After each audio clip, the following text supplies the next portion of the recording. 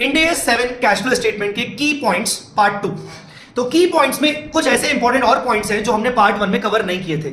जब आप consolidated statement of cash flows बनाते हो, मतलब होल्डिंग सब्सिडी का मिलाकर, तो आपको क्या क्या चीजें ध्यान में रखनी चाहिए।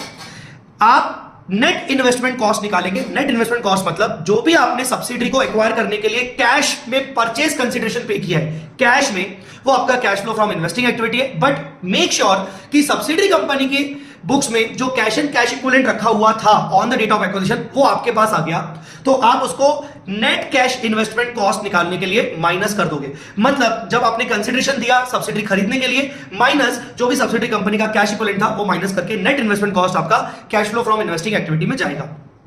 ऐसे ही अगर आपने इन्वेस्टमेंट इन एसोसिएट जेवी किया है, वो आपका इन्वेस्टिंग एक्टिविटी होता है, पर एसोसिएट जेवी के ऊपर आपने अपने कंसोलिडेटेड फाइनेंशियल स्टेटमेंट्स में इक्विटी मेथड लगाया होगा और उसके कारण आपने शेयर ऑफ प्रॉफिट बुक किया होगा। और शेयर ऑफ प्रॉफिट जब आप बुक करते हो तो वो एक नॉन कैश आइटम है, तो आप उसको cash flow from operating activity में माइनस करोगे, क्योंकि cash flow from operating activity में आपने कंबाइंड नेट प्रॉफिट लिया होगा जिसमें ये वाला प्रॉफिट भी शामिल होगा, तो आपको वो माइनस करना पड़ेगा जो भी आपने शेयर ऑफ प्रॉफिट फ्रॉम जेवी एसोसिएट प्लस किया है इक्विटी मेथड के हिसाब से।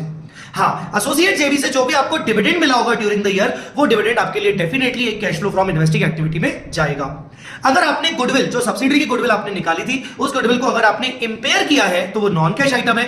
आपने इंपेयरमेंट करके पीएनएल में बुक किया होगा, तो आप उसको cash flow from operating activity में ऐड करोगे। एक इंपॉर्टेंट चीज है changes in operating assets and liabilities. जब आप वर्किंग कैपिटल चेंजेस निकालते हो कंबाइंड बेसिस पर, तो उस केस में हो सकता है आपको ओपनिंग बैलेंस शीट सिर्फ स्टैंड अलोन होल्डिंग की हो और क्लोजिंग बैलेंस शीट आपको सब्सिडरी और होल्डिंग की मिलाकर दी जाए। तो उस केस में आप डेटर्स क्रेडिटर्स को कैसे मैनेज करोगे? तो ऐसे केस में ओपनिंग बैलेंस ऑफ डेटर्स आप उसके स्टैंड अलोन के लोगे, होल्डिंग कंपनी के डेटर्स आपके स्टैंड अलोन के आ गए, प्लस डेटर्स एक्वायर्ड, जो भी आपने डेट ऑफ एक्विजिशन पर सब्सिडरी के डेटर्स एक्वायर किए, वो आप होल्डिंग के ओपनिंग बैलेंस ऑफ डेटर्स में ऐड करोगे, and then you will compare with the closing balance of combined debtors of holding and subsidiary, जो आपको क्वेश्चन में दिया जाएगा।